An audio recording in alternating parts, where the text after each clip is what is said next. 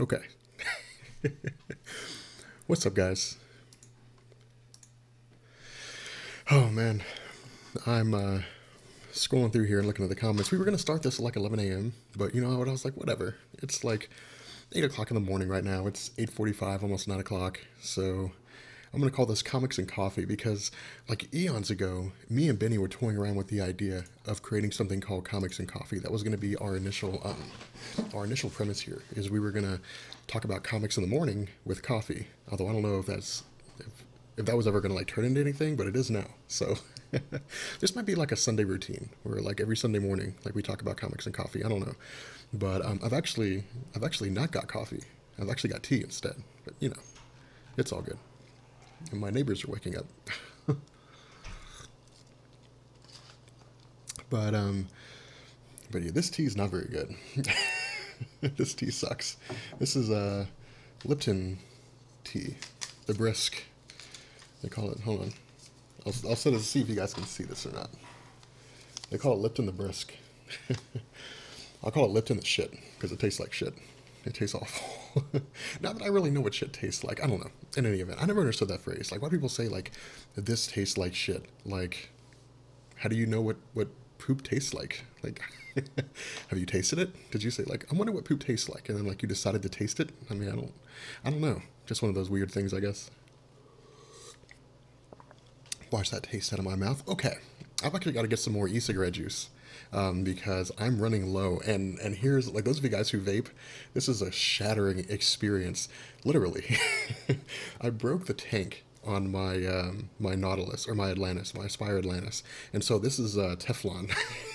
I wrapped it with Teflon tape, and just temporary measure, just temporary measure, and it's I ended up having to go back and I'm gonna have to go back and get a new one, which sucks because they're like $40 or something like that. But anyway, so for those of you guys who are gonna like start trickling in here in the next little bit, those of you guys who are gonna be joining us, I don't think we're gonna get a whole lot of people because it's 9 o'clock in the morning on the East Coast, which means like 6 o'clock in the morning if you're up for some reason on the West Coast, you might be seeing this. But you are addicted to caffeine, I recommend kicking the habit and picking up something much more mild like crystal weed. It's a fantastic suggestion. Marijuana, the cure to the world's problems. But anyway, so um, I don't. Oh yeah, yeah. I don't think we're gonna get that many people showing up to this thing, but we'll see. We'll see who turns out. We'll see how many people actually show up. But for those of you guys who are going to be trickling in here, or meth. Meth is, I guess, a good alternative. I could be like Walter White, like Heisenberg, the Heisenberg uncertainty principle. That's what that's based off of.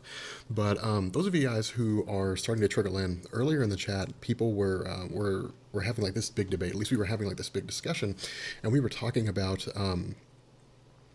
you eat pieces of shit for breakfast.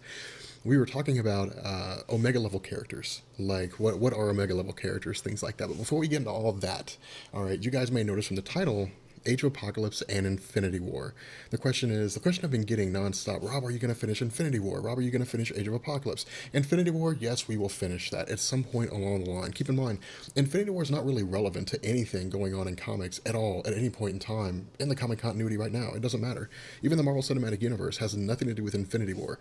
They're calling it Infinity War, but it's the Infinity Gauntlet explained, basically. Or not really Infinity Gauntlet explained, but it's the Infinity Gauntlet event that's going on right now. So it doesn't really matter all that much, but nonetheless, we'll finish that at some future point in time. Age of Apocalypse is a lot more important, and the reason why Age of Apocalypse is more important is because Age of Apocalypse is going to be part of Secret Wars. Now, I'm uploading a video later on today about Secret Wars 2015. That is to say, all the information that I've been able to gain about Secret Wars 2015. Now, again, a lot of this has come from like Marvel.com, but I've left out everything that's conjecture, everything that we're just kind of not sure of. I've cut all that stuff out. So there's only like 5 or 6 different things that we know for sure. And I figured I'd put that in a video, upload it so you guys can be prepared. But it also would really give us like this cool kind of like template, I guess, to follow. But I want to do the same thing with Convergence. I want to do the same thing and do this setup where it's like, here's what you should be reading to get ready for Convergence, which is basically DC's not really like reboot, so to speak. I guess it kind of is, but it kind of isn't. Like it's weird the way they're doing it, but nonetheless. it's Marvel and DC pretty much have the same idea when it comes to rebooting the continuity. So in any event, Convergence is going to have a lot of Elseworld stories. So like Superman, Red Sun, stuff like that, or I guess Red Sun, I don't know. Anyway, when Superman, it's a story about what would happen if Superman were found by the Russians, or if he landed in Russia instead of America. So, nonetheless, so yeah, so Age of Apocalypse, we're going to do that for Secret Wars. We're probably going to have to do that relatively soon, but nonetheless. So what I wanted to do in this video is again, like we're in this live stream, we're just gonna be talking about like comics and stuff. So that's really it. I thought it'd be kind of fun to just kind of talk about comics and answer questions that you guys have about comic books in general. Things that might intrigue you guys or things that you guys might find relatively interesting. But nonetheless, so I guess let the questions begin at some point. Oh yeah. So anyway, so Omega level characters. All right. So Omega level characters are characters who are like elementals. Like Iceman, for example, is considered Omega level because he's a fundamental part of the Earth's ecosystem. He can change the ecosystem. One thing to keep in mind, guys, cold is simply the absence of heat. So it's not like Iceman is creating cold. He's simply stripping the heat away from something is what he's doing. He's taking the heat out of anything.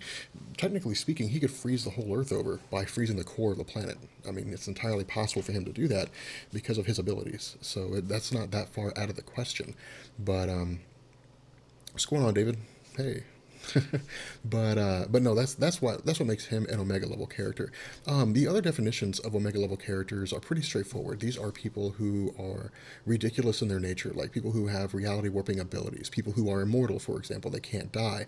These are the kind of things that basically implode all the storylines, that can restart their books at number one, or again, since only super nerds buy Uncanny Far Clowns.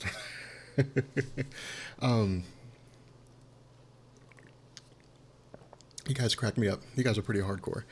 But people who are immortal, people who have reality warping powers, different things like that pretty much defines like Omega level characters. People who have abilities that transcend anything else that some of the most prominent characters are capable of, like Jean Grey with the Phoenix Force is Omega level. Jean Grey without the Phoenix Force is just a super powerful telepath and kind of a powerful telekinetic. They've done weird things with her telekinetic powers over the years, but her telepathy is virtually unrivaled. I mean, it exceeds even Charles Xavier's. Like, she's right up there. I think she might even be above Emma Frost on her levels, but nonetheless, can we get the Infinity War series finished?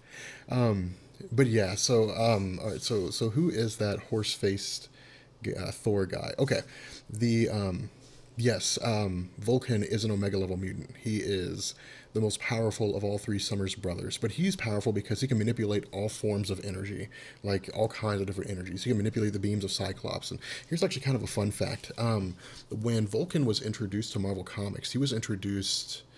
Oh God, I cannot remember the name of the story. It wasn't E is for Extinction because that was Grant Morrison's run of the X-Men. That's when Cassandra Nova wiped out all the mutants in Genosha. Oh God.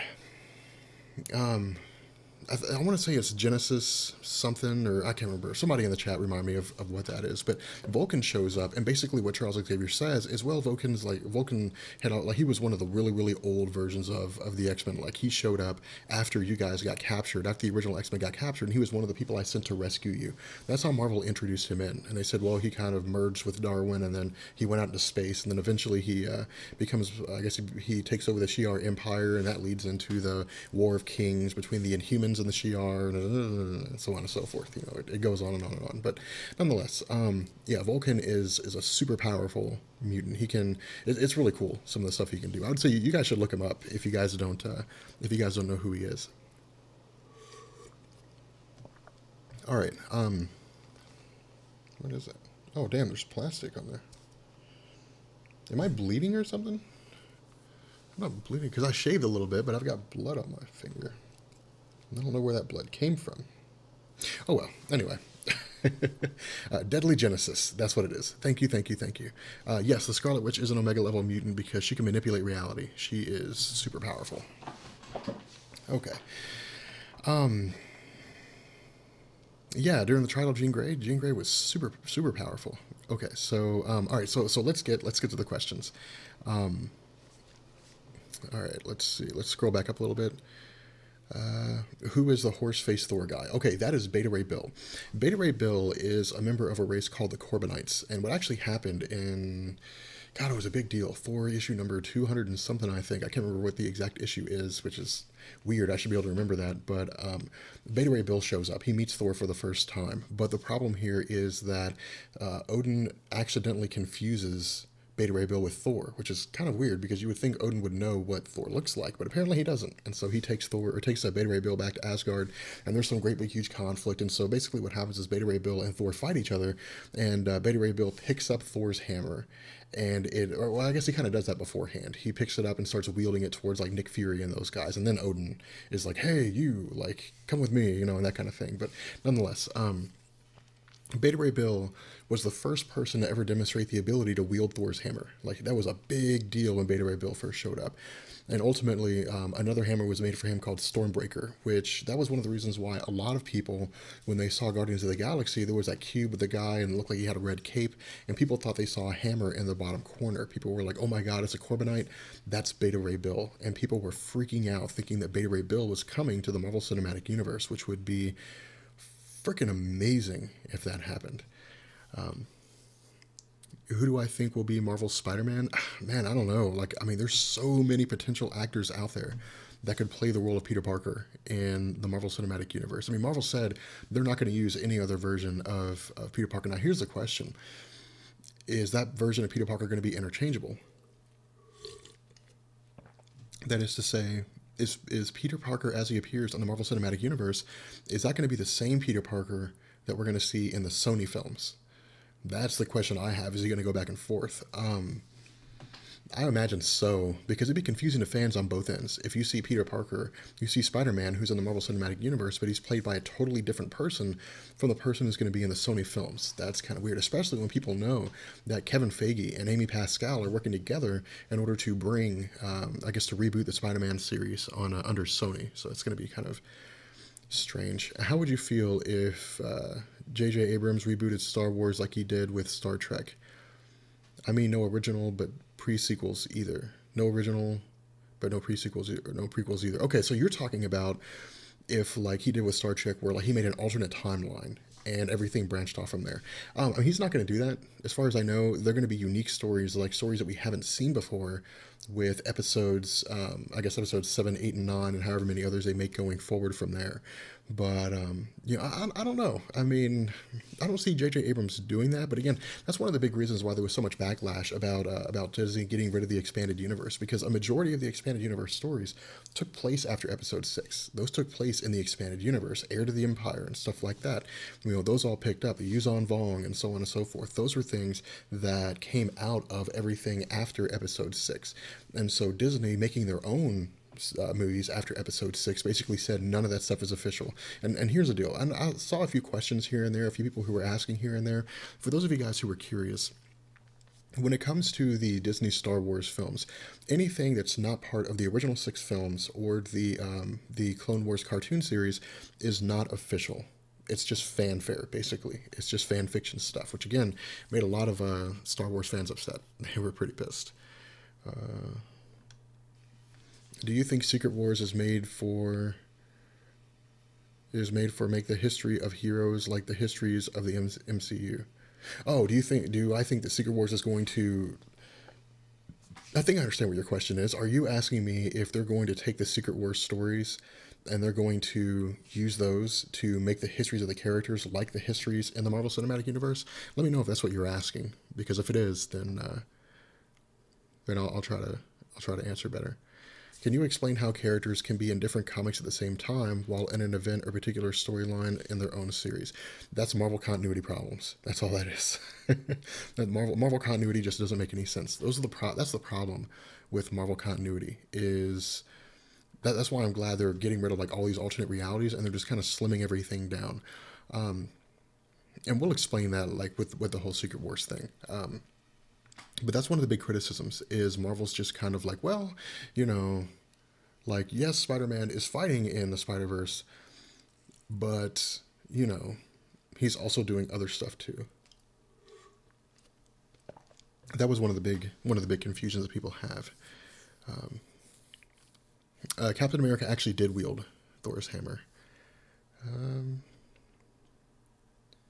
What do I think about Aquaman? Yes, I'm on Facebook.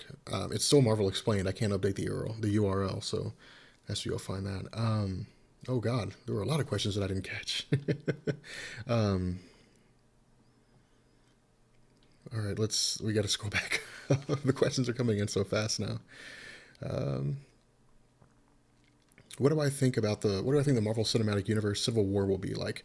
I think it'll be pretty straightforward. I think the Marvel Cinematic Universe version of Civil War will basically be, if it's going to be confined to a single film, it'll just be like, hey guys, here's like a big argument we're basically having, and they're going to pick sides. Again, I don't think that's going to be the case. I think Captain America 3 Civil War is going to set the stage for later things. That being said, Marvel's going to have to beef up their lineup quite a bit. They're going to have to make things pretty big. Like, they're going to have to add a lot more heroes in order to make Civil War matter. Not even just because of the comic books, but because of just the scale of what Civil War would have to be. I mean, in all honesty, you couldn't call a film Captain America 3 Civil War and then just have like Thor and Iron Man and the Incredible Hulk versus Captain America and Black Widow and Hawkeye and Doctor Strange. Like, you couldn't do that. Like, that would just be stupid.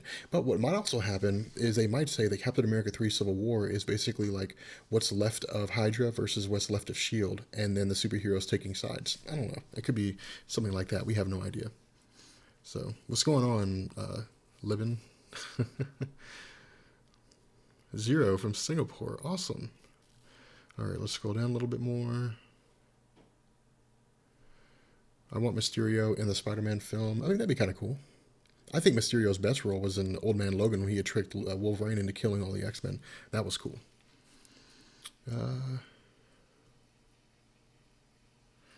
You're clearly a mutant with the ability to randomly produce blood. Oh, yeah. Yes, I am. Yes, I am. What do I think about Aquaman? I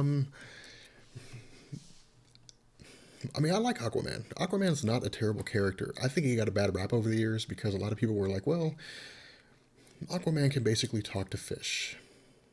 And that's pretty much what people said. And that was one element of his character, sure, but I mean, you can't encompass the entire legacy of a single character by one aspect of them. Like Iron Man, or not Iron Man, Aquaman has a pretty in-depth history when it comes to DC Comics. He's pretty huge in DC Comics. He has a cult following, I think, and he's pretty well known. But what I think they're going to do with Aquaman in this DC universe is that, because on the poster it said Unite the Seven, and so I think he's going to be the catalyst that's going to bring the Justice League together, which is basically going to give like credence to Aquaman. It's going to give him more respect, I think, in the eyes of the mainstream, which I think he's long overdue for that. Let's see. Can you explain how... Oh, yeah, we already did that. Am I looking forward to the Black Panther movie? Oh, yeah. Like, the Black Panther movie is going to be pretty awesome. I think it's high time that we saw a Black Panther film. The question I have, though, and this is going to be kind of the downside, is what are they going to do with him now? I mean, Chadwick Boseman, as far as I understand, or I don't know if it's Boseman or whatever his name is, I think he'd be a pretty good Black Panther, but the issue here is, what are they going to do with this character? I mean, he was supposed to be the middleman in Civil War. He was supposed to be the one that played the role of Spider-Man. Now he's not. So what are they going to do with him? You know, I imagine all these ideas they had. I imagine when Marvel sat down and said, all right, let's throw Black Panther in the middle of Civil War. Let's give him the place of Spider-Man. That they basically said, like, this is tentative. Like, this is just what if we don't get Spider-Man. And so I'm pretty sure them getting Spider-Man was the main thing. Black Panther was the backup, and then they had other ideas for what they were going to do with Black Panther if the Civil War deal actually came through, which it did. So I don't know. I'm kind of curious to see what happens. Who would you prefer, the Runaways or the Young Avengers, to be in the Marvel Cinematic Universe? Honestly, I don't care for each one. I don't care for either one, to be honest. I never really cared that much about the Runaways or the Young Avengers. I mean, even during Civil War, like, we skipped over the Runaways because they just weren't important. They were off in like San Francisco or something like that, and they were just like, hey, here's some stuff, like, Civil War's going on, yes, and we're just trying to stay out of it, whatever. I didn't think they were too relevant. The Young Avengers were cool to a degree because you had like Hulkling, who was a shapeshifter. I think them introducing a shapeshifter to the Marvel Cinematic Universe could be cool, but I think a lot of people would look at Hulkling because he's so much more obscure than Mystique, and they would say, "Oh my God, like Marvel's just ripping off Mystique now. They're just trying to find a way to throw Mystique in there by giving her a different name and making her a different gender and making her like a totally different person entirely, whatever." I don't know. I'm kind of on the fence about that. Yeah, I don't know. I mean, if Marvel made a Runaways or a Young Avengers film, it wouldn't draw me to the theaters. I'll say that. Let's see. How did Magneto kill Apocalypse in Age of Apocalypse? He literally tore him in half. Like he manipulated the iron in his blood and just ripped him in half.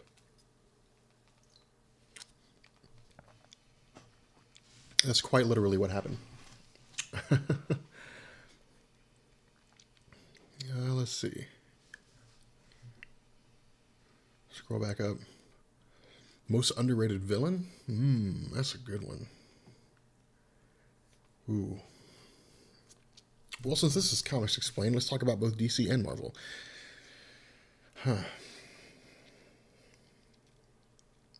Underrated villain in Marvel Comics.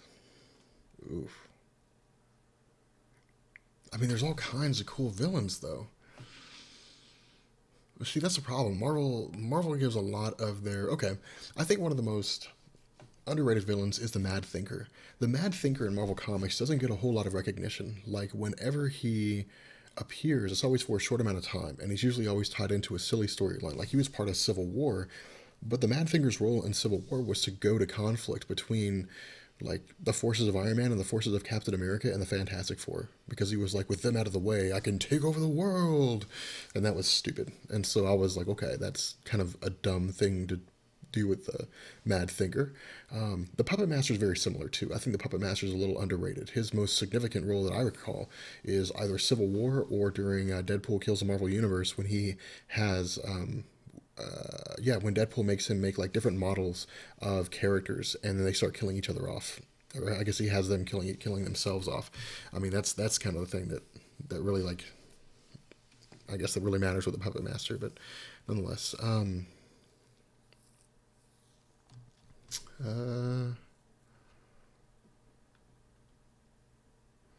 how do I think X-Men Apocalypse is going to go down? Ooh.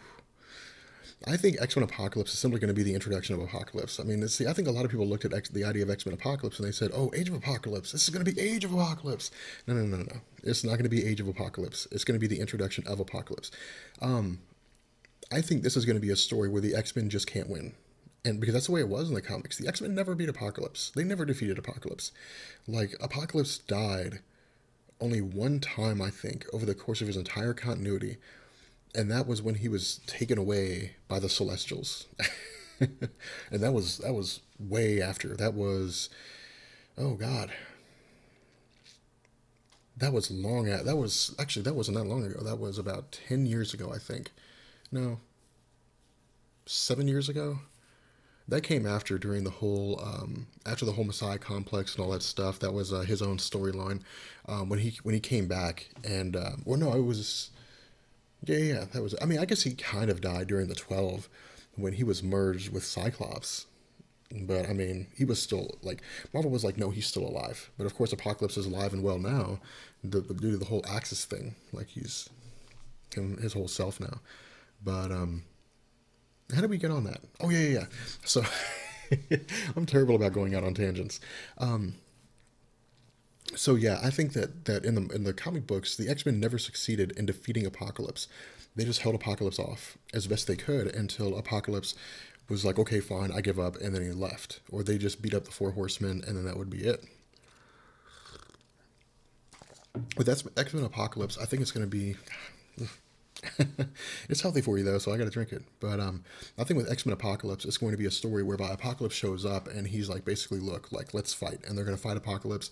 He's going to beat the ever loving shit out of him, and that's going to be it. And then they're going to be like, okay, we got to fall back, and like we'll continue this in the next few movies.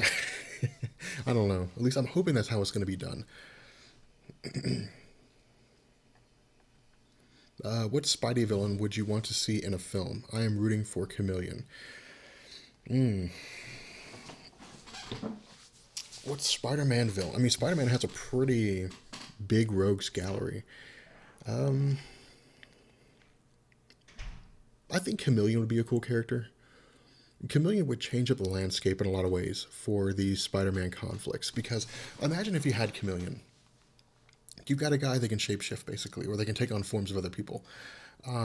He'd be almost impossible for Spider-Man to catch. The only way Spider-Man would really be able to find him, at least if they do it the way I would want him to do it, would be like when Chameleon was getting ready to attack him, and then his spider sense would go off. Either that or just do like Venom. No, not really Venom. Do Carnage. That would be a good one. Is Carnage? Make a Spider-Man film, rated R, and give us Cletus Cassidy, who will just start running around and killing people. Like, give us maximum Carnage. That would be cool.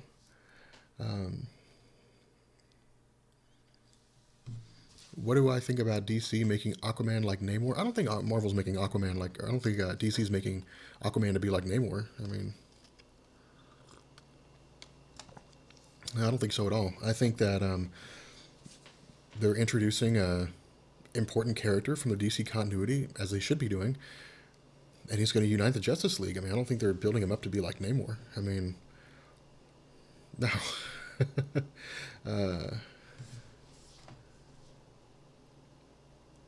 The producer of the X-Men film says he would love to do a crossover film with the Avengers. How do you think an Avengers versus X-Men film would go down?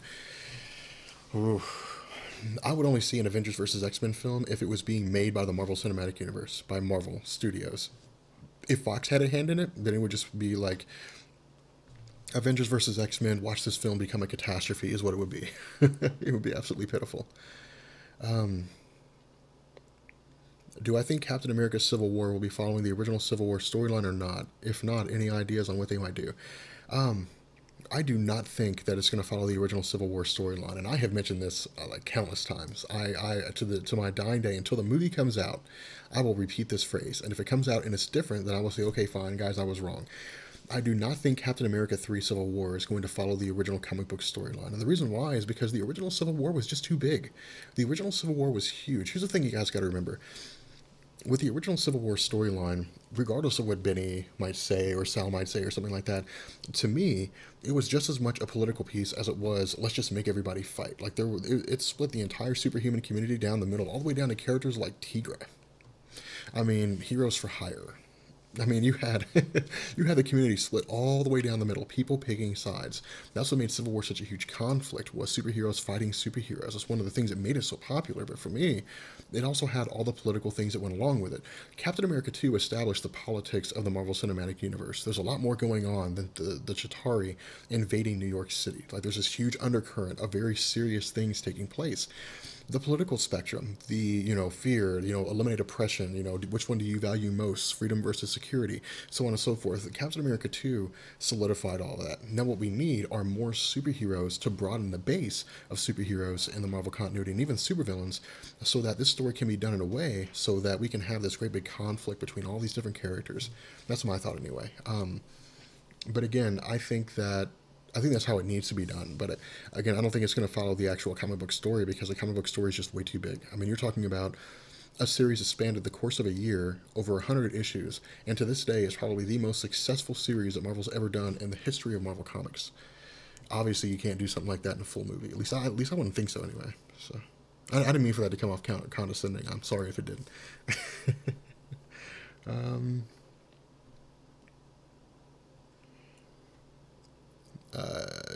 Did Okay, am I looking for the next seasons of The Flash? Am I looking forward to the next seasons of The Flash? I'm not sure. I'm not sure what you mean. uh, where do I think the MCU will go after Thanos? What threat could possibly come next? I don't know. I mean, that's kind of the problem.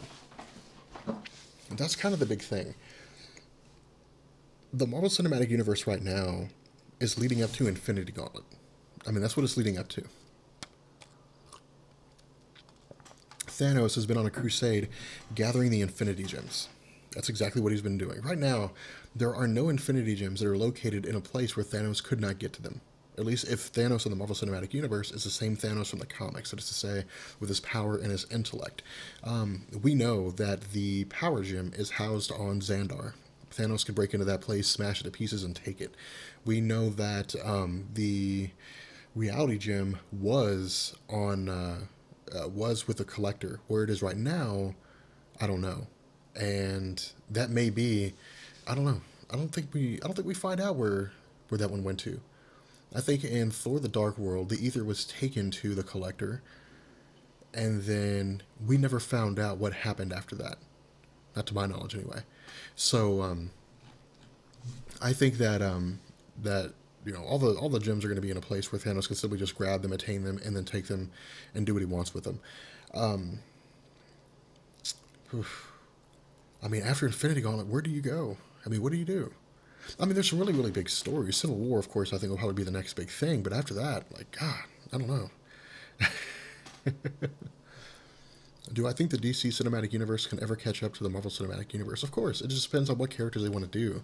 It depends on what they what they want to do with their characters. I mean, how big are they going to make them? How huge are they going to, what are they going to do with them?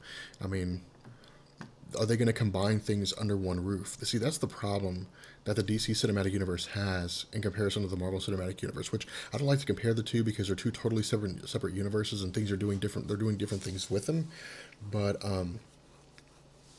I think that the problem with the DC universe is they're not consolidating all of it under one roof. Like you had Christopher Nolan's Batman, and then you had Zack Snyder's Superman, and then you have this Batman versus Superman, and then you have Supergirl who's going to get her own thing, but she's not going to cross over with Flash or Arrow, as far as I understand. DC may or may not reboot the Green Lantern. That's the problem. I don't think they have like a cohesive plan. Like Gotham, I don't even think is crossing over with Green Arrow or Flash. So I don't know. I mean, they don't have any real cohesiveness going on there. Now, if they did that, if the executives of DC came back and Warner Brothers and those guys, and they said, "Hey, look, we've leased all of you guys the rights to this. We haven't given them to you. Like, you guys are borrowing these rights. If you guys don't start combining this into one combined universe, like we're taking it all away." And they forced the televisers and I guess the writers to bring them all into one cohesive universe. It would easily rival the Marvel Cinematic Universe, if not maybe exceed the Marvel Cinematic Universe, because DC characters, I think, in a lot of ways, are a lot more well known.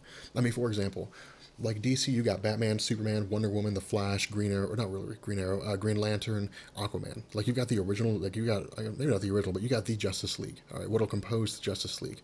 All right, you've got villains like Sinestro, you got villains like the Joker, you've got Lex Luthor, probably one of the most well-known villains ever in the history of comic books. You've got, I guess, who else? Solomon Grundy. I mean, you've got different villains from DC Comics that off the top of my head, I can tell you, I know who these, I've heard of these villains, I know who they are.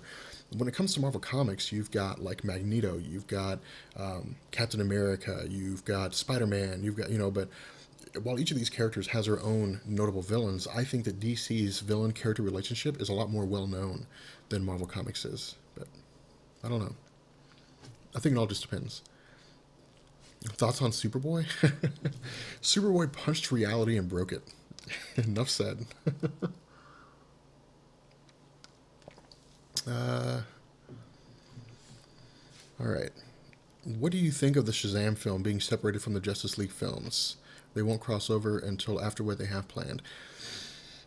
I think that's a smart move. I think that if they came along and they said, okay, we're going to have Shazam, Captain Marvel, as I remember him, all right, before they changed the name. If they have Shazam, like people are showing up, they're like, did this just start? We've been going for about half an hour, guys. So we've got about another, I don't know, maybe another hour or so. I'm not sure how long I'll make this last, but if they, if they come back and they were to give us Shazam almost immediately after the Superman film, people would say, okay, look, like, what is going on here? Like, who the hell is this Shazam guy? Because a lot of the public mainstream is not going to be able to differentiate the two. And even then, that was the basis for the original DC lawsuit against the creators of Captain Marvel. I don't remember what their name is, but the original lawsuit was that the characters are too similar. While Billy Batson gets his powers from shouting Shazam, nonetheless, he has the attributes of Superman. And so people were getting kind of confused. Let's see. I don't know why this guy's typing in all caps. You got to stop typing in all caps. Or I'm just going to kick you out of the chat. Let's see. I answered the question about Infinity Wars at the beginning of the video. DC has an annoying fan base. I don't think DC has an annoying fan base. DC has a fan base that's just as rabid as you guys. See, that's the funny thing. Like, and let's all right, real talk for a second, guys. Like, let's be real for a second.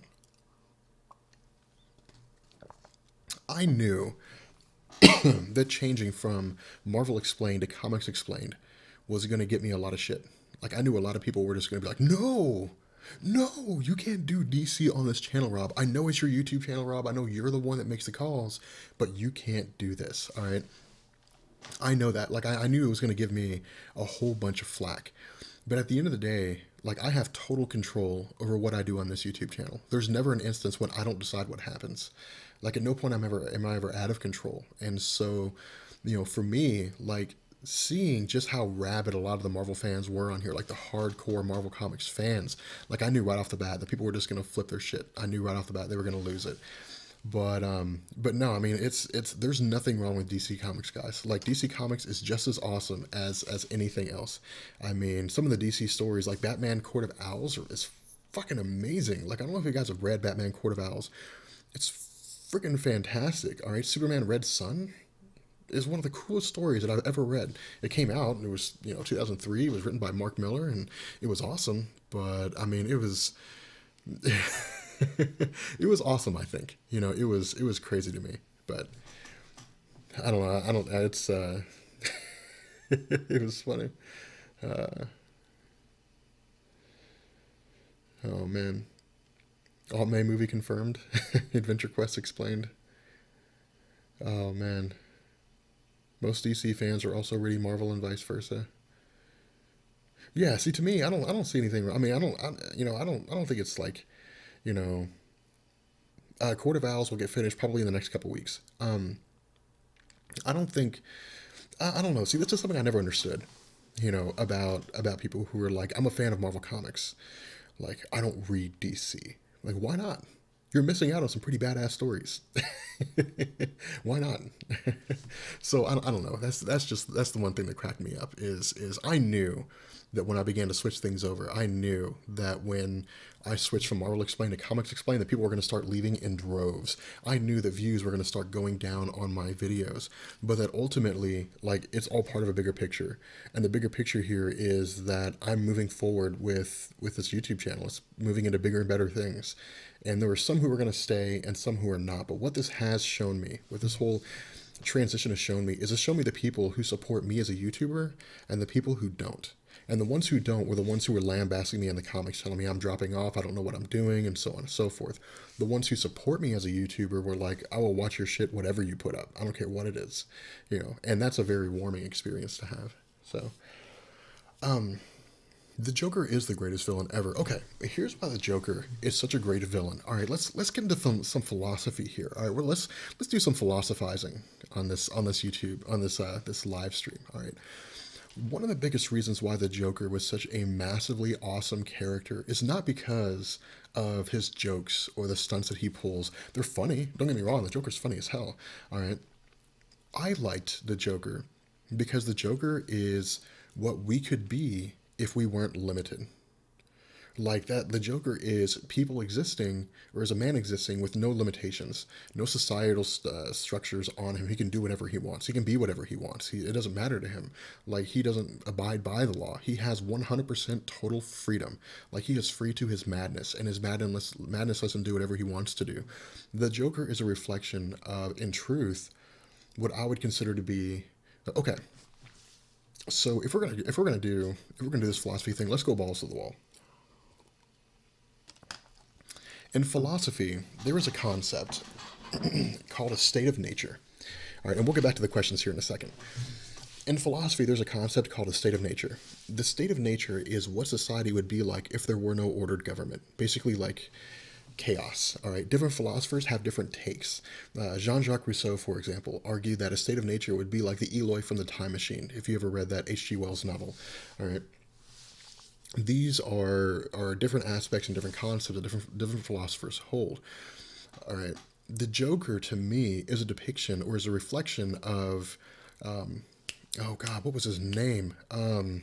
Thomas Hobbes in A State of Nature, where Thomas Hobbes said that life is short, brutish, and cruel, and that basically you have to do whatever you need to do in order to make it, and that if you simply can't hack it on your own, then that's your problem. And so I'm not smoking a remote. Why are you putting hentai explain? That's kind of fucked up. But no, the Joker is a society or is a reflection of what society would be like if people weren't bound by rules. If people had the freedom to do whatever it is that they wanted to do, they would just kind of devolve into total chaos and anarchy because they wouldn't know what to do. They'd have no idea where to go from there. You guys are creeping me out with that hentai explain shit. But yeah, we'll do Image Comics at some point along the line. Who was the new Joker for the movies? If you're talking about Suicide Squad, that is Jared Leto, I think, who was in oh God, what was that movie? Requiem for a Dream, which was a fantastic movie. If you guys haven't seen it yet, the Fantastic Four and Wolverine should go to Marvel, but the rest of the X-Men should stay with Fox. I would not be adverse to that, except for Gambit. I want to see Gambit in the Marvel Cinematic Universe. Spawn was a great character from back in the day. Like, he was awesome. Favorite non-Marvel DC comic graphic novel? Like a graphic novel that's not based on Marvel or DC, that's like an independent graphic novel. I mean, are we talking about like? I mean, I'm not sure. Like Image, or I'm not sure what you mean. I want to see the Joker take the Joker's daughter, go all Batman and Robin, and take the fight to Batman. On that front, be a symbol of death and insanity, like how Batman is a symbol of fear for the criminals. With the Apocalypse movies coming our way, how extensive do you see it going? I.e., possibilities, Four Horsemen and the picking, choosing of them, Mr. Sinister, Cable, etc. Are you talking about in the films? How is Apocalypse going to pick his Four Horsemen? Well, here's the deal. When Apocalypse picks his Four Horsemen, he picks them based on how likely they are to be able to be effective.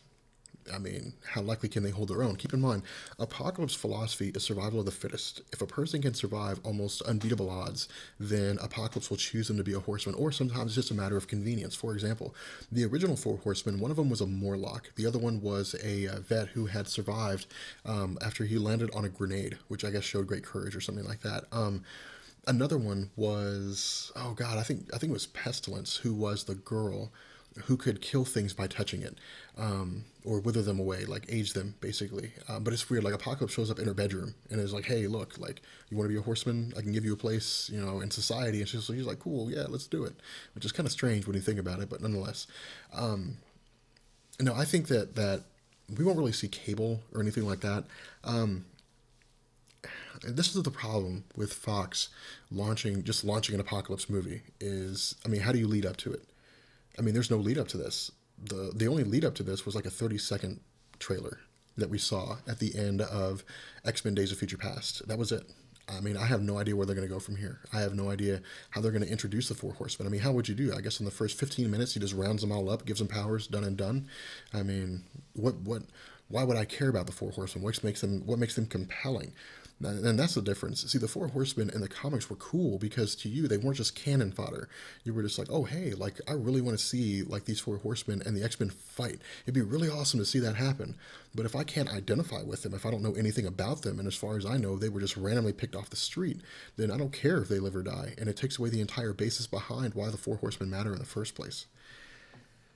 Let's see.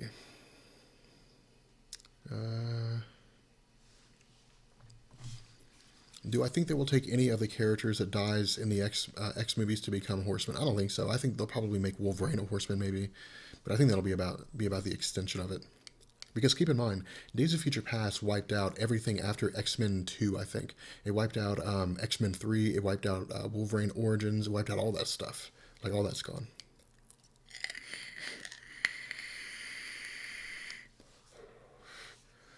Oh God, the Max. Yes, the Max was awesome back in the day, and the cartoon show was even amazing. It was even more amazing than that. Amadeus Cho. You want me to do a video on Amadeus Cho? X-Men Days of Future Past was not terrible. That was a great movie.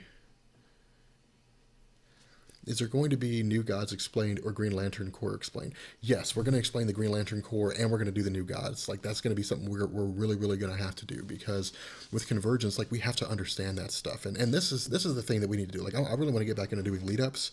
So it's like, hey, like, this leads up to, which we're going to start that with Secret Wars. We're going to be like, hey, like, here's Secret Wars, like, here's the Secret Wars lead up. That's what the video is going to be coming out later on today. That's what that one's going to be about. It's going to be about the lead up to Secret Wars. Like, here's the stories that we know Marvel's doing. Here's how they're going to be based on. Here's what's going to happen with them. Years of Future Past is going to be a continuation after the events of Days of Future Past.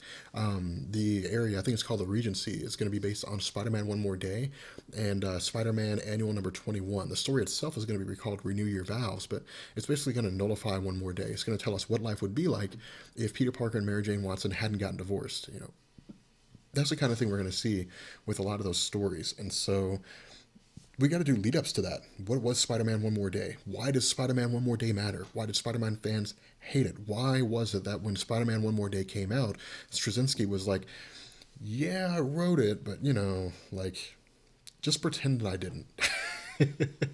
You know, why is it, why did that kind of thing happen? You know, why are things like that? So, any recommended New 52 trades post Throne of Atlantis? I'd say the entire current run of Batman is amazing. I would say if you haven't already, start with Batman Zero Year and just read forward, and it's gonna freaking blow your mind. Uh,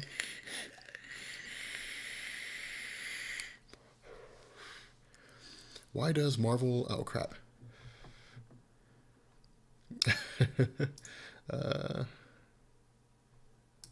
Let's see. Oh crap. Oops. I accidentally left the left the thing. Okay. Let's go back. Who do you think the Marvel Cinematic Universe Peter Quill's father is? Oh God. Coffee's right here. Am I going to delete the DC Explained channel? Actually, if you go to the DC Explained channel right now, there's no videos on there, and the reason there's no videos is because they're all unlisted. I might turn DC Explained into like a gaming channel, like just play video games on there. I don't know, upload like some Minecraft or something. I have no idea. If any of you guys play Minecraft, send me an email, like with Minecraft in the title, and we'll get together and play some Minecraft because I think it'd be fun to like play Minecraft with you guys and just upload the videos to DC Explained. Like that'd be cool. I mean, it'd be kind of weird calling it DC Explained and playing Minecraft, but whatever. Channel names don't really matter in the URL. It's like the main theme of the channel. I think is really the only thing that matters. But nonetheless, so what flavor am I vaping? I am vaping Peach Melba by the Vapor Chef, and it is amazing. It is so good. Oh God, you guys really seem to like the idea of Minecraft.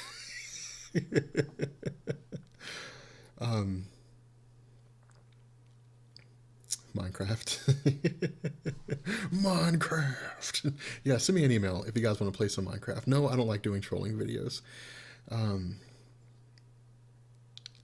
let's see. Gary's Mod. Now everybody's just like posting titles of games. I like how you guys do that.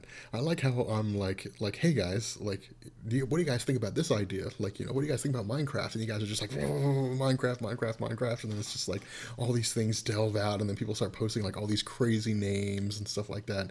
You guys crack me up.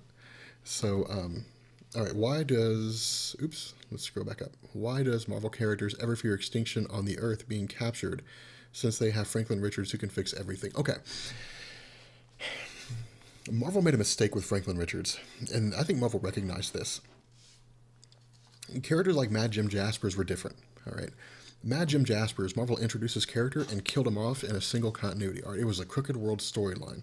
Marvel introduced his character. They said, okay, here's a guy that can warp reality. He's really dangerous, so on and so forth. We had Roma, we had Saturnine, the Universal Magistrix. We had Merlin, the Omniversal Guardian. We had all these different things going on.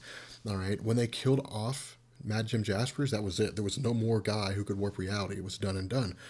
And then Marvel continued on with the idea of Franklin Richards, because again, Franklin Richards came long before Mad Jim Jaspers. He came about, I don't know, about 18 years or something like that. No, about 12 years before Mad Jim Jasper, something like that. Maybe a little bit more than that, but less than 20 years before Mad Jim Jaspers anyway. And Marvel built on the idea that Franklin Richards could warp reality, but then all of a sudden fans were asking the question: if Franklin Richards can warp reality, then why are there any conflicts whatsoever in the Marvel universe? Why doesn't he just like snap his fingers and postpone? AVG wants to restart my computer. That ain't happening. But you know, why are there any conflicts whatsoever? Why doesn't Franklin Richards just fix everything? And so they basically wrote him into the background to where they never utilize it. But the problem is that that Pandora's box has been opened. And so anytime there's a conflict like Annihilation and Nova, Richard Rider comes back during Civil War and he says, hey, look, guys, I know you're fighting here on the planet with the Civil War thing, but Annihilation is going on out here, and Annihilus is killing everybody, and you should really be worried about this. People are like, why doesn't Franklin Richards just wipe out Annihilus? Just kill off Annihilus and all his forces, done and done. And that's the problem that Marvel has. And that's one of the big reasons why Franklin Richards is now dead in the Marvel continuity. They killed him. Oh, man. Who do I think the Marvel Cinematic Universe's Peter Quill's father is? You know what? Leo Goulage is right. Peter Quill's father is CM Punk. We all know that. Let it go forward from here. CM Punk. That is Franklin Richards' father. Just make memes and stuff. Like that's what you guys should do. You guys should make memes about CM Punk being Franklin Richards' father, and then send it off to CM Punk. It's like, that'd be awesome. Once Marvel Cinematic Universe is finished with Civil War and the Infinity Gauntlet saga, where do you think they'll go? What story arc, series, saga, etc.? I don't know. I think that... I already did a video on Richard Rider. I think that with post Infinity Gauntlet, post Civil War, I don't know. And this is why I think Marvel kind of wrote themselves into a corner. Questions are coming in while I'm trying to answer this question. I think that with Battleworld and Marvel consolidating all the realities down into one giant location, that there really isn't the opportunity for them to make more realities. Now, they will.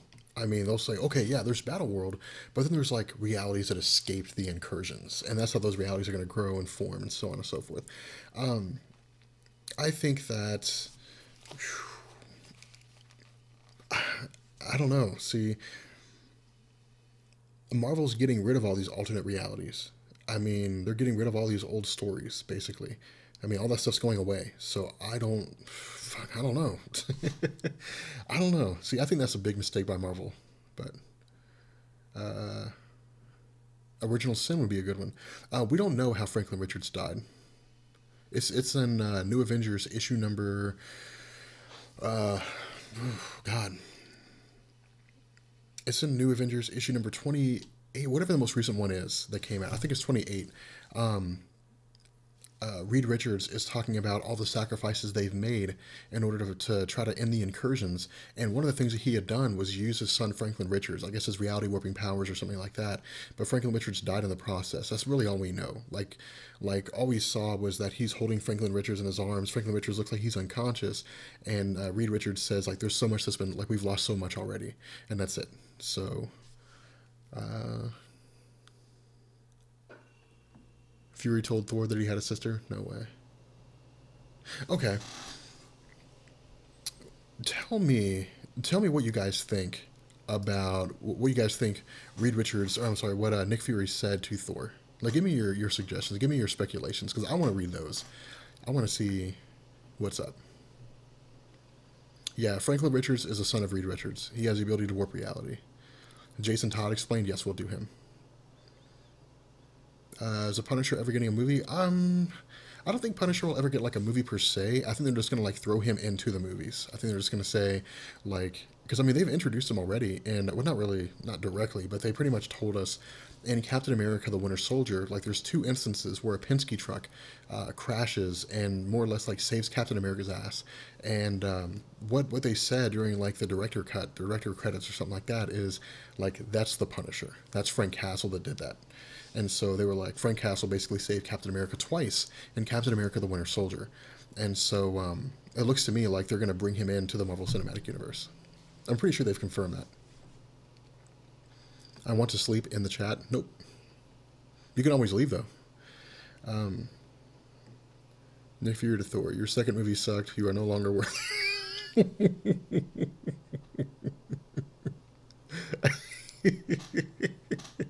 That Theron Smith guy. Your second movie sucked. You are no longer worthy. I would maybe kind of believe that. No, Franklin Richards is way below the One Above All. The One Above All created the entire, like, concept of the Marvel Cinematic or the Marvel Universe, like the Marvel Multiverse. He created all that stuff. No. I think a Punisher movie would be good if they made it good. Like Punisher Warzone was terrible, but it was based on the series Punisher Warzone. Like it sucked. If they need to give Punisher his own TV show and on Netflix, and they need to base it off of Punisher Max. Let me tell you something, guys. For those of you guys who are not familiar with Punisher, if you want to know where to start with the Punisher, see, this is why I haven't made a Punisher where to start video, because here's what the Punisher where to start video would be. Like, what's going on, guys? This is Rob, and welcome to Where to Start, a weekly series, yada, yada, yada. Okay. Go read Punisher Max. Thanks for watching, guys. Y'all have a good one. Peace. That'd be the video. That'd be it. Like, Punisher Max is the only thing that matters.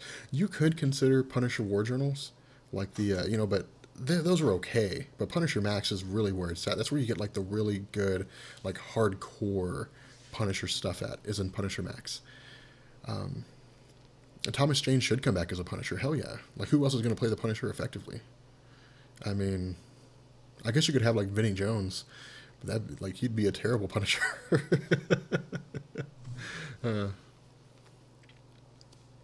Nick Fury told Thor he is a clone, not the real Odin's son. That would be such a kick in the balls. Holy shit. Or if he's not the son of Thor, or the son of Odin. Oh, God. I mean, see, that's something that's always driven me crazy, is what in the hell was it that was said? You got a big booty? Okay, let's analyze this, guys. Let's talk about this, all right? Let's think back on the continuity of Thor, all right? Let's think back on the history of Thor in Marvel Comics. We know that Thor was thrown into the body of a man named Donald Blake. We know that this was done by Odin in order to humble Thor. We know that once Donald Blake became aware of this, that he would basically operate. He was like the Superman Clark Kent relationship. All right, when he wasn't Thor, he was Donald Blake. When he wasn't Donald Blake, he was Thor. He met Jane Foster, yada yada yada. I mean, he died during Ragnarok. He came back due to the. God, I don't know. See that I think is the key. I think Ragnarok is the key. Maybe Odin told, or maybe Nick Fury told him Ragnarok never ended. That Ragnarok is still going.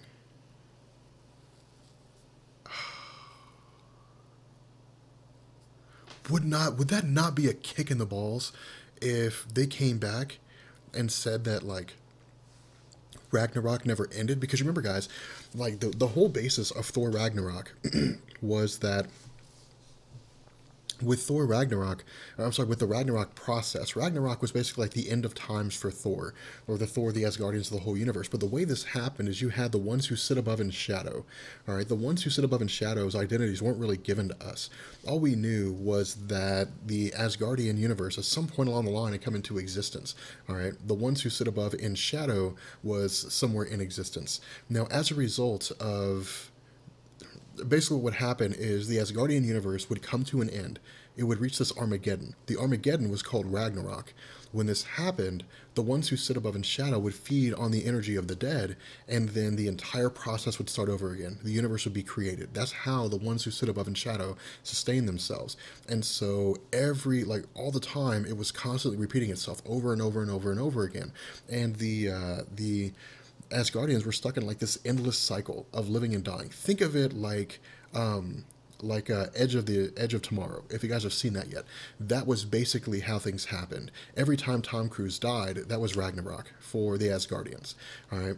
Once Thor realized what was going on, he supposedly destroyed the ones who sit above in shadow by by destroying the tree. Oh, God. Oh, God. I figured it out. I figured out what Nick Fury said to Thor. Oh, my God. I just figured it out. Oh, man. Okay. That's awesome. Where's the troll at?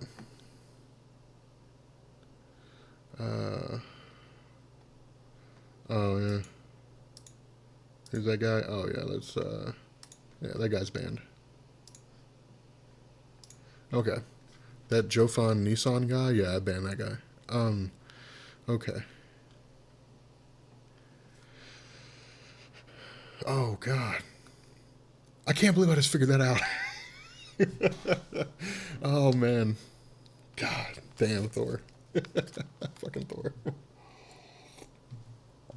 Okay, so let's scroll back up and get into the questions. Get back into the questions again.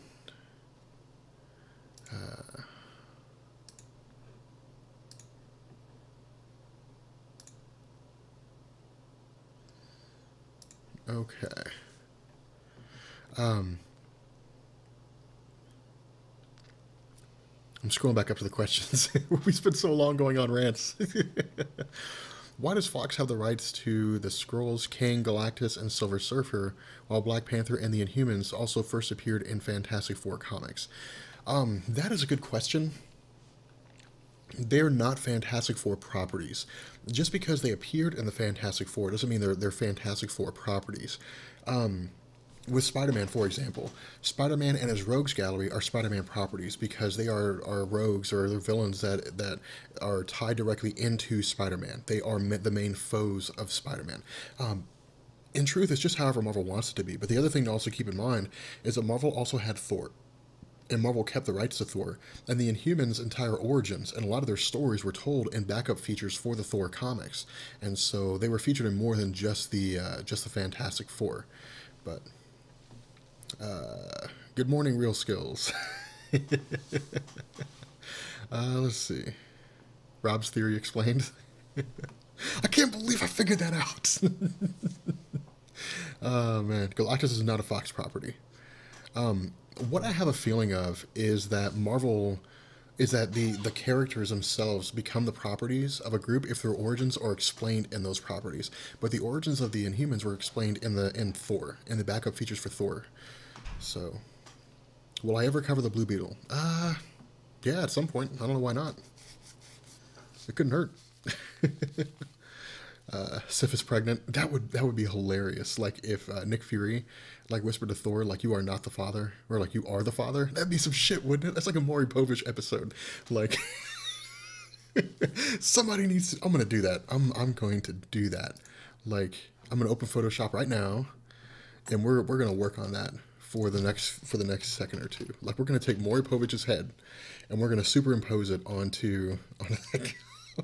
Why am I doing this? All right. Thor Original Sin. Unworthy. What did thou say?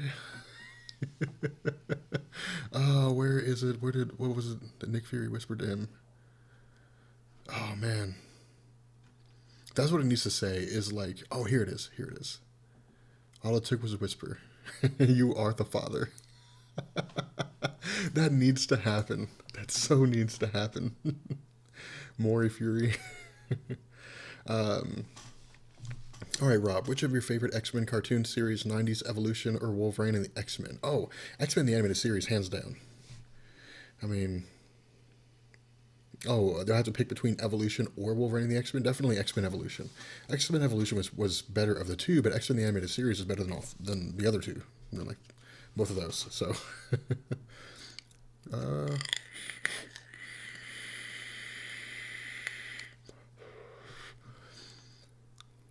would you eat Iron Bran for breakfast? Honey bunches of Hulks. Goldman, yes, we'll have to get back together at some point along the line and do that, but like the next day was not the best time. You have to give me a little time because that was kind of a lengthy interview. Does anybody like or have any interest in Young Justice? Not me. Don't hate me, but I actually like the 90s comics. Everyone always talks about the bad ones, but there were some good. Yeah, there were some great 90s comics. X-Men 91 came out in 1991, the highest selling comic of all time. That was a great comic.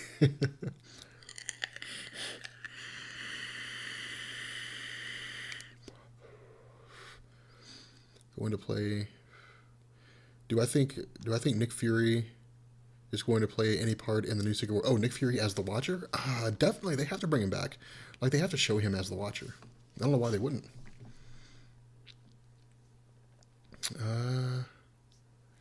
It was all Deadpool. Rob, would you want Marvel to give Sony a big middle finger and make a Jessica Drew Spider-Girl movie, or do you think it would just sour a good relationship? I mean, they couldn't. They can't do Spider-Girl. She's part of the Spider... I mean, I'm not really sure what would happen if they did. I imagine they'd be subjected to like, lawsuits, or maybe Sony would have an injunction filed against them so they couldn't make the film. I don't know what would happen, or they would just say, like, give us all the money for the film because those are properties that don't belong to you. I'm not really sure. But I don't know. I mean, it'd be kind of funny, though. Guardians of the Galaxy 2 is rumored to be about Annihilation. Will you do Annihilation and Conquest? I don't know. At some point along the line, maybe.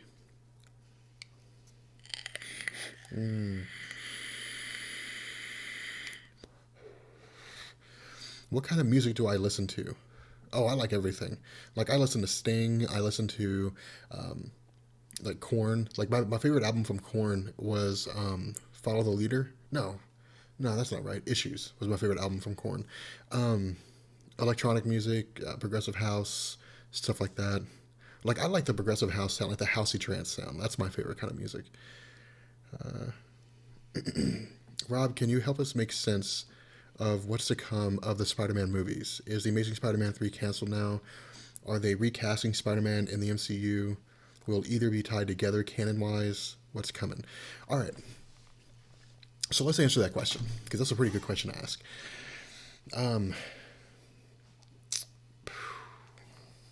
Oh, my vaporizer's going off over there. With the Spider-Man film, what Marvel's basically saying here is that Kevin Feige and Amy Pascal are basically going to help Sony reboot their Spider-Man franchise. As far as I understand, they're going to reboot it again. Only this time, Marvel's going to have a hand. Marvel's basically going to fix their problem. That's pretty much what happened. Sony was like, okay, let's do like the original Spider-Man. They had Sam Raimi, and that went on for like 3 movies, and the third one was absolute garbage. The second one was kind of like meh, and the first one was the best of that 3. And then they came back and said, okay, let's reboot it again. And the whole reason why they had to reboot it is because they didn't have any ideas, and 2, they had to keep making movies, otherwise Sony gets the rights, or Marvel gets the rights back. And so they rebooted Amazing Spider-Man, or rebooted the Amazing Spider-Man series with Amazing Spider-Man with Andrew Garfield. Right, with Andrew Garfield coming back, they gave us 1, which was pretty good. They gave us 2, which was garbage. And then they have to go back and do it again. And so, because their ship is basically sinking at a rapid pace when it comes to Spider-Man, people are losing faith in Sony's ability to make good Spider-Man films. They reached out to Marvel and they were like, okay, guys, like, help us make this good film. And so Marvel said, okay, we'll do that, but you have to let us have Spider-Man and the Civil War continuity. Like, that's the only thing we ask. And so they were like, okay, cool, you guys get that. Because here's what's going to happen. With Spider-Man being in Civil War, it's going to catapult that film. Like, before, people were like, okay, cool, Captain America Civil War. Civil War was like the biggest story Marvel's had in the history of Marvel Comics. Like, that's going to be a really, really good movie. And then people were like, holy fucking shit, Spider-Man's going to be in this? Oh my God, like, we got to get on that shit. And so as a result, like, it's catapulted the movie into just, like, a stupid amount of popularity. And so because of that, Sony is going to be rebooting the entire Spider-Man franchise, as I understand it. The concept of the Sinister Six film, I think, is still there, but I think they're going to put that on hold to see how this reboot turns out. But again, it really just kind of depends. Ultimately, though, I don't know. I mean, I'm fingers crossed. It'd be kind of a dick move, but I'm hoping that Kevin Feige and Amy Pascal are just like huddled together in a dark room somewhere, and they're like, okay, let's figure out how to like fuck Sony over so that they just have to like give us the rights back to the movie. Let's make this movie as terrible as possible. Who do I think should be cast for Spider-Man? In truth, I wouldn't mind having Andrew Garfield back. Andrew Garfield was a great Spider-Man, but I think Donald Glover would be an awesome Spider-Man if they were going to give us Miles Morales, which they need to do. They need to change it up. All right, they've done Peter Parker for like a whole bunch of movies. All right, let's like move forward into the 21st century, step away from the 1960s, and say, okay, guys, like let's jump into this whole thing of Ultimate Spider-Man. Let's just call him Miles Morales. Comic book fans aren't going to care. Shit, we want to see Miles Morales in a movie. Like, we're not going to give a damn, and so they just need to do that. Like, I don't know why they wouldn't. So. Are you an anime watcher? My experience with anime was Dragon Ball Z. That's the extension of my experience with anime. Logan Lerman. I guess it would work. Logan Lerman. New Spider-Man movie, Carnage played by Jim Carrey? No. Let me tell you who would make a great Carnage. All right. And you guys might disagree with me here. But there's an actor in Hollywood who would make an amazing Carnage. Tobey Maguire crying was horrible. I laughed for 30 minutes. It was painful to see. Rob's on the Miles Morales train. Hell yeah, I am. Like, he'd be an awesome Miles Morales. Was it even a coincidence Spidey was allowed to be shared after, right after Pascal announced she was leaving office? I don't know. I don't think she was holding it up, to be honest. Like, I don't think she was keeping that from happening. I think she probably wanted to see that happen. Will I play Arkham Knight? I don't know. Maybe. We'll see what's up. Watch Cowboy Bebop. I've heard Cowboy Bebop was really good. Kevin Spacey wouldn't really play the best Carnage. Jim Carrey buried. It's over 9,000s. Any thoughts on The Flash, though? The Flash, though, was amazing. The Flash, though, was incredible. Like, I think that The Flash, all right, see, like, Rodrigo Rios was the one that got me. It's like Steve Buscemi would be an awesome Carnage. Imagine him just, like, all wiry and crazy and out there. Like, he'd be a great Cletus Cassidy. He has the look of an insane person. He has the voice of an insane person. He could play an insane person pretty well. What were we? Dean Ambrose? Dean Ambrose would be a terrible Carnage. Carnage isn't, like, 6'10". Like, Dean Ambrose is huge. How can Franklin die? Because future Franklin Richards wouldn't let it happen since he has his plan to recreate the universe. I don't know. See, that's the question. But see, that's why it lends credence to me that the future Franklin Richards that we see is not from the Earth 616 continuity. CM Punk for Carnage. Rob is the best Carnage. I don't think so. I'd be a terrible Carnage.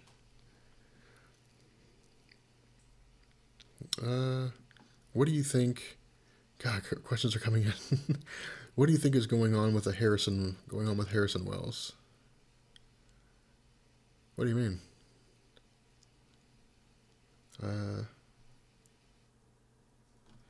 God, the questions are coming in so fast.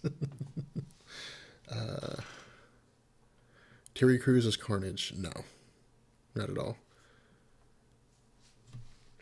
Killing Spidey would be a bad idea. Why limit your potential storytelling options? I mean, it's time for Spider-Man to change hands, I think. Terry Crews should have played Luke Cage. I don't know how I would feel about Terry Crews playing Luke Cage. Terry Crews, he could. I mean, he's huge. Like, he's a massive guy.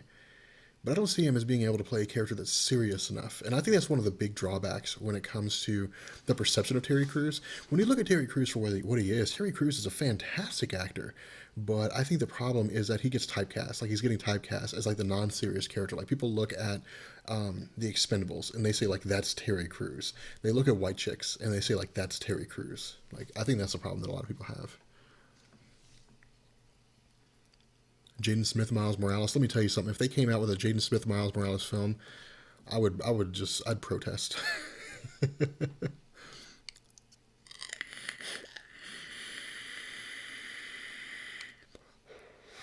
I don't think Terry Crews is too old. I just don't think he's the right fit for the character. Yes, there is a Deadpool movie coming out in 2016, I think. And as far as I understand, Ryan Reynolds is... no, I don't think Ryan Reynolds will screw up Deadpool. I think that Ryan Reynolds, as far as he said, the Deadpool movie is going to be really, really good. Carol Danvers or Kamala Khan? I do my taxes on my own. I think I use TurboTax. I think Kamala Khan is a great Miss Marvel. I don't think she's terrible at all. Michael Jai White for Luke Cage. I think Michael Jai White would have been a perfect Black Panther, but they didn't give it to him, and I don't know why. I don't understand why. Okay, here's the thing. I'm an avid fan of Michael Jai White. I think Michael Jai White is one of the most criminally underrated like action stars in Hollywood. I mean, granted, like his movies are kind of not necessarily the best, but that's because he just doesn't get offered really good films. Like this would have catapulted him if they had come out and said like Michael Jai White is going to be playing Black Panther. It would have blown me away because like Michael Jai White, as I understand it, has like has studied 7 different martial arts. He's a legitimate contender for virtually any martial arts competition. He holds black belts in all of these different martial arts. He's athletic. He's intelligent. He's very capable. He's a good actor when he gets a good role. I mean, I think he could have done awesome, but Marvel kind of passed him over, and I think really that's Marvel's loss, passing over Michael Jai White. Uh, the guy who played Rorschach in Watchmen would be he would be an awesome. What was his name? It was something. I'm gonna look that up. Rorschach, Watchmen. Uh,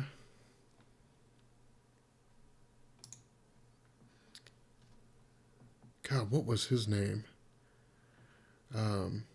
Jackie Earl Haley. Yeah, he would play an amazing Carnage. He'd be a great Carnage overall. Like, I'd love to see him as Carnage. Uh, would I like to see? Would you like Stephen Amell as DC Marvel Cinematic Universe Green Arrow? Yeah, of course. I mean, he is as far as the TV shows go, but he definitely needs to be in the movie. Like, he's that character now. Like, he is Green Arrow now. Oh, they so need to do like a 50 Shades of Grey a Deadpool story, where he's just God, that'd be ridiculous. There's nothing greater than hearing a true fan gush. Could you spend about 3 minutes or so just telling us how happy you are for Age of Ultron movie or the Infinity Gauntlet films? Oh, I'm ridiculously excited for Age of Ultron. Oh my God, like I'm really psyched for Age of Ultron because it's about time that we got an Ultron film. It's about time we got a chance to see Ultron just wreak havoc and just start going absolutely nuts in the various films. Like that needs to happen. Now, what I'm really hoping is that this isn't like a one and done. Like it's not a one off. Like, hey guys, here's Avengers 2: Age of Ultron. They fight him and then they destroy him in the same story, and he never comes back. I don't want to see that. I want to see future Age of Ultron films. Like I want to see him in movies later on. Gary Busey. Human Target series. I never saw that. He played a really good Freddy Krueger in Nightmare on Elm Street. The movie wasn't written the best, but he was a good Freddy Krueger. Michael Jai White is Miles Morales. He's a little too old to play Miles Morales. Minecraft. I'll be your Irish friend. I think it'd be fun. Like we could go in and play like public lobbies. Like me and Cameron did that the other night. Myself, Cameron, and I think I can't remember what his friend's name was. I think it was Evan. Anyway, we the three of us got together and we were playing like hide and seek, and that hide and seek is amazing in Minecraft. It's so fun. Oh man. Do I have a Marvel Unlimited? Yes. The 1990 Flash series was amazing for comic property then. It wasn't terrible. I remember watching that with my dad back in the day. Like it wasn't the worst ever. It was it was fun to see. I didn't know who Reverse Flash was or any of that stuff, which we got to explain those characters, Reverse Flash, stuff like that. Like I need to put in some more of those characters. Like we'll probably do that this week. We'll probably focus a little more on Reverse Flash, stuff like that. MJW could be former Black Panther who was killed. I don't know. See, as far as I know, there's been T'Challa. He's been the only Black Panther aside from his sister, and no one else has played that role. So, well, yeah, no one else played that role. So I don't know. Should there be another Daredevil movie? Most definitely. Oh God, Marvel's hitting for a premiere night in Singapore for Age of Ultron. Really? Yeah. Yeah, Goldman, I play Minecraft. Send me an email. Or, well, shit, man, you got me on Skype, dude. Just hit me up on Skype sometime. Not right now, but at some point. Giving a prediction of future Avengers cast lineup surprise characters, extensions into Iron Man, or into Ant Man. I don't understand if you're asking something or if you're telling me something. Will Adam Warlock be in the Marvel Cinematic Universe? He already is.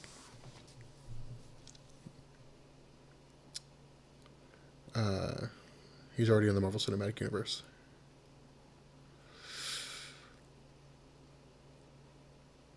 I've indoctrinated my 2-year-old to watch Batman Beyond. Do I think we'll get a House of M movie? Probably not. I mean, Fox may do it just because they want to draw in the attention, but you know, I mean, I don't understand how they do it with like a little kid version of Scarlet Witch. I mean, I don't know how they do that, but nonetheless. Let's see. We good, we good. Shaq equals Shazam. Does Quicksilver in Avengers mean a new X-Men films are set up for possible cross into this Marvel? No. I mean, Marvel's already got Quicksilver. They don't need him. Any chance of Legion explained? Yes, we'll do that when we finish, or when we pick back up with Age of Apocalypse. When do I think the Vision will be added? He'll be added during Age of Ultron.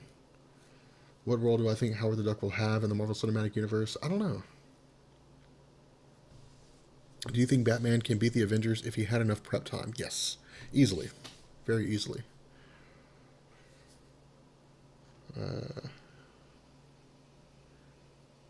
Old Man Logan movie? I would love to see an Old Man Logan movie. I want to see an Old Man Logan movie directed by maybe the Russos, or even then, like, not really the Russos. I mean, I guess the Russos could do it. It would still be really good. But I'd also like to see one directed by the, oh, God. What were the ones who did No Country for Old Men? God, what were their names? We gotta look that up. No Country for Old Men. The Coens. Joel and Ethan Coen. I want to see them. Did we ever do a Rob Explain? No, we did not do a Rob Explain. I'm not sure I want to do a video explaining myself. I should make a TV series explain, like Gotham TV's TV series explain, and The Flash explain, and so on. The Coen brothers, yep. Thank you, thank you, thank you. The Death of Wolverine, I don't know. I don't know how I'd feel about them doing a movie about that. From the trailers I've seen, the outcome of in DC movies seems a bit more darker and grittier. How do I get all my information on comics? I read them. A lot of it's just sitting up here. Stuff that I've known for years and years and years. War of the Lanterns. How do you do an Old Man Logan without the Hulk? That is a good question. How do you do that? Because they don't have the rights to the Incredible Hulk.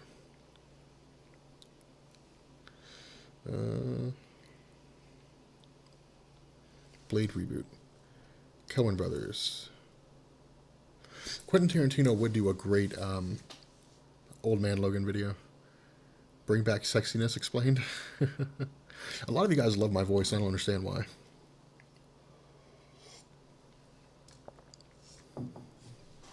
I mean, I guess I could really try to talk as sexy as I possibly could. I don't know how interesting that would be to you guys, but I think that at the end of the day, you guys would quite enjoy a sexy voice. Let me know.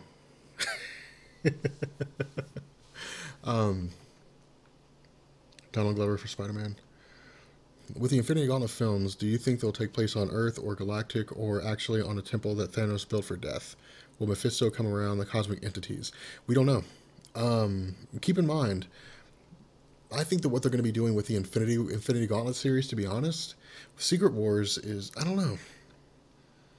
See, Secret Wars 2015 is going to be rewriting some of the characters, or some of the stories we already know. Like the Infinity Gauntlet from Secret Wars is going to be different from the Infinity Gauntlet that we saw in 19 whatever it was. All right, this is going to be a story where I think it's going to come closer to Earth. I think that the Infinity Gauntlet story from the Marvel Cinematic Universe will tie closer to the 2015 Infinity Gauntlet story. He just jizzed.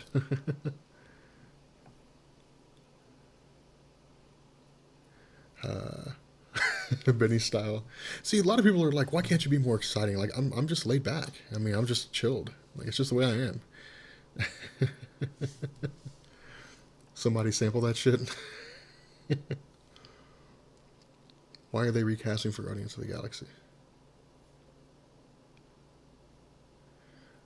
There are no strings on me. In an Ultron voice. Alright, hold on a second. There are no strings on me. Alright, I don't know if that sounds right. I don't know if that sounds like Ultron, but I think it works. Alright. What's up? What do you think about Thanos being held in the Avengers animated series? Oh, being in the Avengers animated series. I don't think Thanos was in the Avengers animated series, is he? I need to go check that out. Enjoy the cool sexiness flowing through you.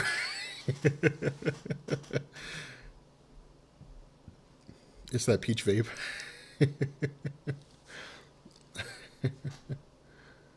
Bring back Young Justice series. Star Wars universe subject to Marvel's multiverse incursions. And use your Infinity Gauntlet to explain videos before the movie starts.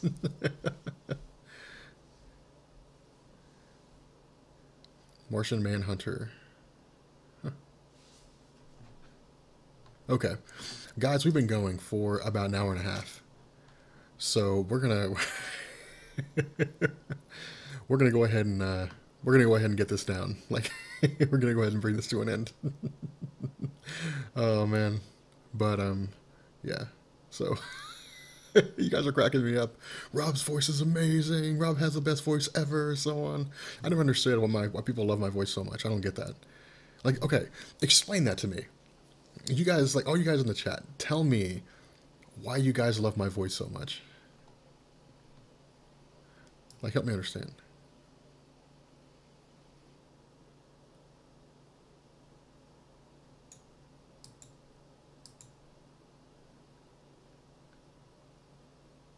Like, I'm looking.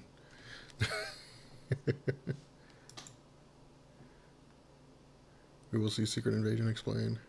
Yes, we'll probably do a Secret Invasion at some point.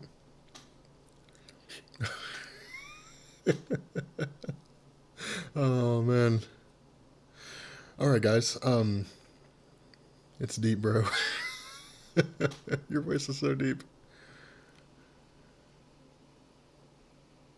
Yeah, I'd like to make this a weekly thing. I think it'd be fun to go back and... Robbie, you're on cocaine. Dark and manly. The deep raspiness of it. It's so deep and chill. The audience explains Rob's voice. It's got soul. Lower frequency range. I mean, I'm not even talking that deep right now. Like, my voice is I mean, it could be deeper.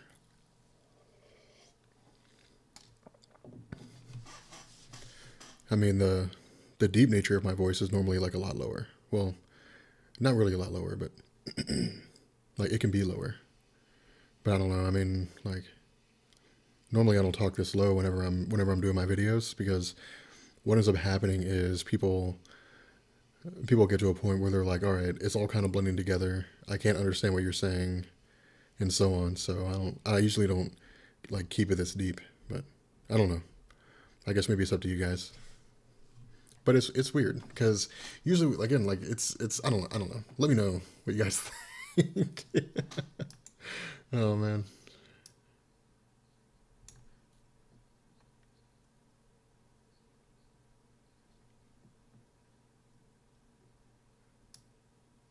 I mean, it's weird. Rob's beard explains. It's not a beard, it's a goatee. I mean, it's just like a goatee. Give me your deepest voice. Oh, God. The deepest voice I can give you. I don't know how deep I can make my voice. But if you guys want to hear a deep voice, you guys need to go check out a guy called The Loyal Patriot. That guy has a deep voice. Like his vocal cords are like that big around. It's freaking ridiculous. But but yeah, like I think we should make this like a weekly series. I think we should do this every Sunday where I just like live stream and talk to you guys about stuff. I think it'd be fun. But I don't know. What about the Sif pregnancy Photoshop? I'll have to do that at some point. I'll try to get that on Twitter today. But again, for those of you guys who are joining late, I'm going to have a video coming live here in the next, I don't know, about an hour, 45 minutes. Supposed to be uploading at 12 o'clock, I think. That runs over what we know about the Marvel Cinematic Universe, or I'm sorry, about Secret Wars 2015. The stories that we know about, the stories we're going to be doing. Again, I got all that stuff from Marvel.com and a couple of interviews around the web from the people who are writing these stories. But again, this is all we know about these stories. We don't know pretty much anything else about any of the other stories, or at least it was kind of like conjecture. So yeah, I don't know. Anyway, so let me know. Yeah, so. With that being said, we're going to go ahead and bring this live stream to an end. I hope you guys enjoyed it. If you did, let me know, and I will catch you guys later. Peace. I have the best outro ever.